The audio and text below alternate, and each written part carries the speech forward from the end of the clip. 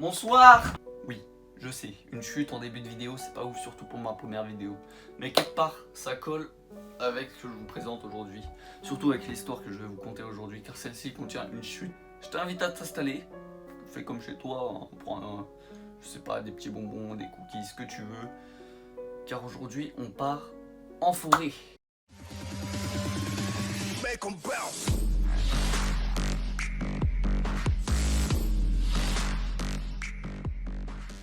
Donc oui, je vous l'ai dit, cette histoire se passe en forêt. D'ailleurs, elle a été publiée sur le subreddit Let's Not Meet FR. Cette histoire se passe en 2020.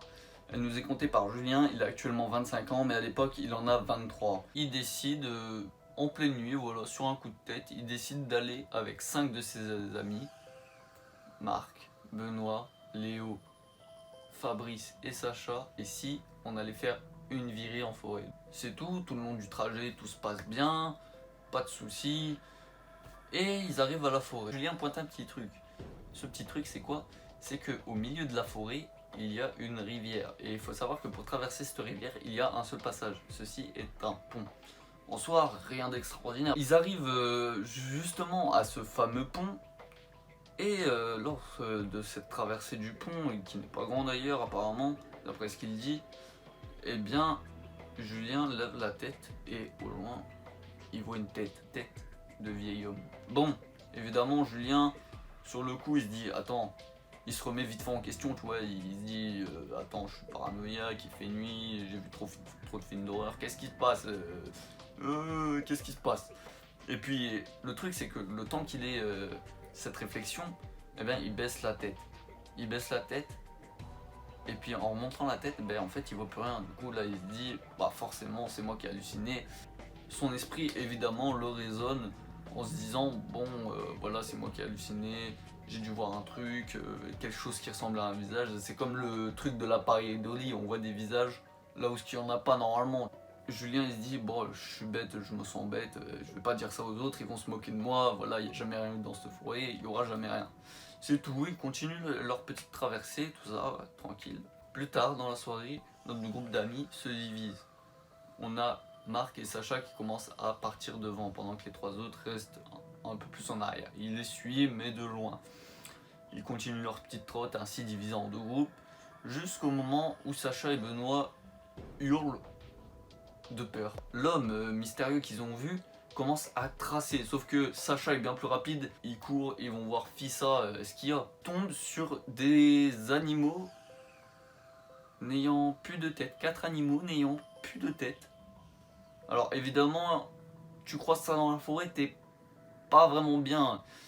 Eux, ils commencent à se poser des questions, tout ça, et Julien, d'un coup, ça fait bing, commence à faire la relation entre la tête et les animaux morts. Ni une ni deux, Julien, il déballe tout. Il dit, les gars, quand on est passé sur le pont, j'ai vu une tête. Mon pote Sacha, il dit, ouais, les gars, on part. Allez, on cherche pas midi à 14h, on part, on trace. Et il décide de faire le chemin retour, donc tout se passe bien.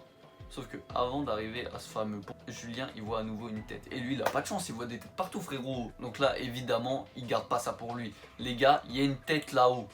Sauf que attention, cette tête là ne ressemble pas du tout à celle qu'il a vue tout à l'heure. Une tête très important, gardez ça en tête. Cette tête est bien plus jeune que celle qu'il a vue juste avant. Alors place à tous en fait. Je fuis Benoît et Sacha qui commencent à courir sur le mec.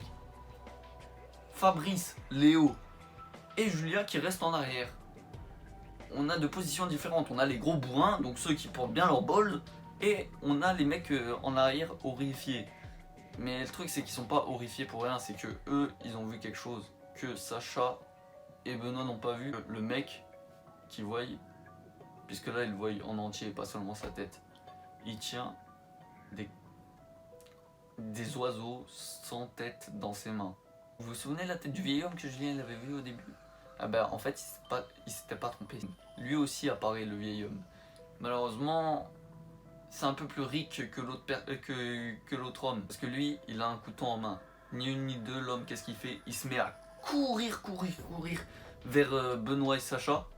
Alors lui Benoît, ni une ni deux, il cherche pas à comprendre. Il se transforme en Sonic Hérisson. Il trace sa race à travers la forêt. Et heureusement pour Sacha, le vieil homme ne s'arrête pas sur lui, mais il continue à poursuivre Benoît à travers les bois. Malheureusement, le fait est que Sacha, il a été un peu sur le cul de cette nouvelle arrivée, il s'y attendait pas. Ce qui fait qu'il a retiré sa prise de l'inconnu qui tenait et que l'inconnu a réussi à s'enfuir à temps. Sacha, lui, il rejoint ses amis. Et bref, ils sont un peu bouleversés par ça. Et le pire là-dedans, c'est que Benoît, il est tout seul dans la forêt poursuivi par les deux autres. Tu te dis pas, il y a un problème. Là, tu prends pas le temps de souffler.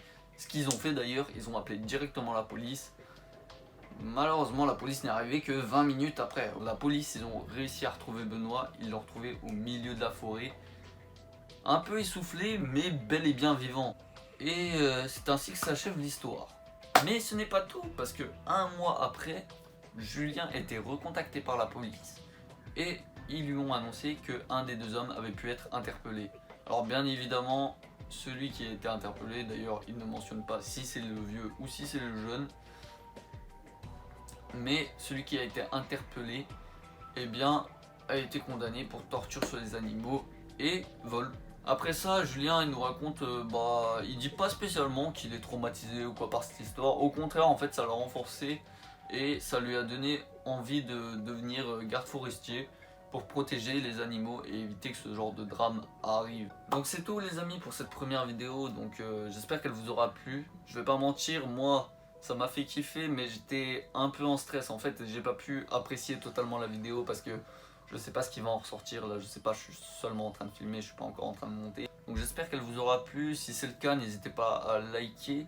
Si des histoires horrifiques un peu comme ça vous sont arrivées, n'hésitez pas à les mettre dans les commentaires, je me ferai une joie de les raconter. Et moi je vous dis à la prochaine fois pour une nouvelle vidéo.